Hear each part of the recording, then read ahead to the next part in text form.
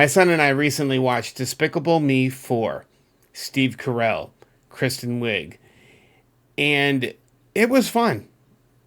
I enjoyed it. Steve Carell and his voice for Gru, I'm not even sure what that is, but it works. And it's really hilarious at times. My favorite Despicable Me movie is the first one, but I did enjoy this fourth installment. It's the same kind of zany adventure. It brought in new characters, but here's my big takeaway for all of these movies is the character arc that Gru has gone on and remains on.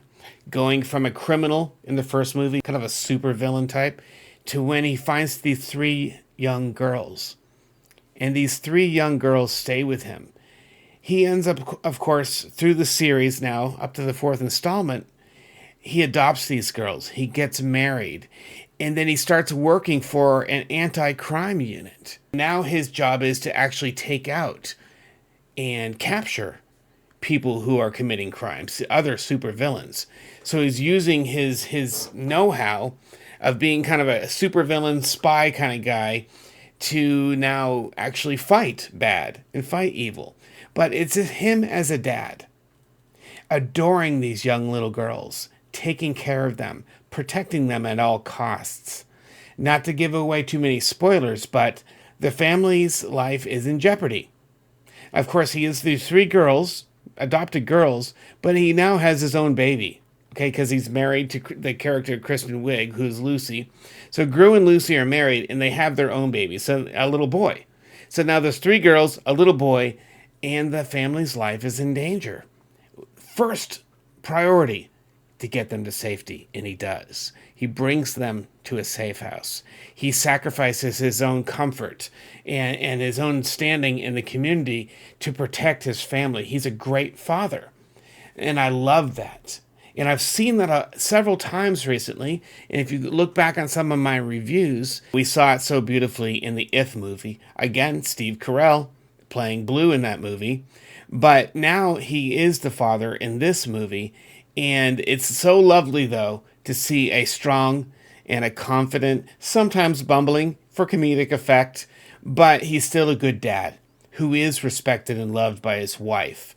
And there's a great arc in this movie about his baby. You got to watch it. Despicable Me 4. It is a good family film, and I do recommend it because, and you know, you can keep counting. The amount of sequels we get these days is ridiculous, isn't it? They keep going and going. However, if you can still come up with funny and smart, well-told stories, why not keep making them?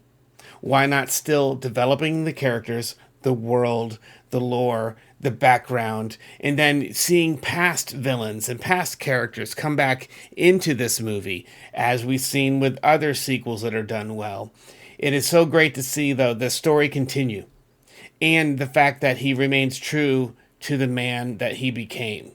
Again, going from bad to good, going from a loner to a father, and now a father of four who's married, and they have a pet goat, and it's just, I love that.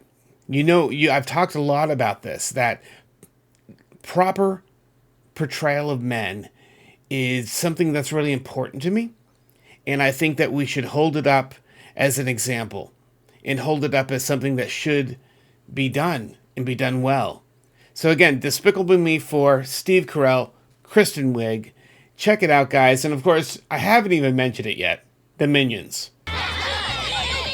We are looking for the strong, the mighty, the fearless. Nope. We need the best of the best. The Minions are there. They're up to all their same hijinks. There's a whole new set of like primary minions that we get to know.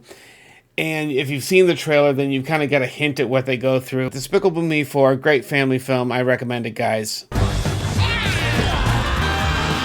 Check back here often at the Loudboy Experience, and make sure to subscribe. If you haven't yet, hit the subscribe button. If you like this, like it, share it with your friends. I'm Loudboy. This is the Loudboy Experience. I hope you have a good night.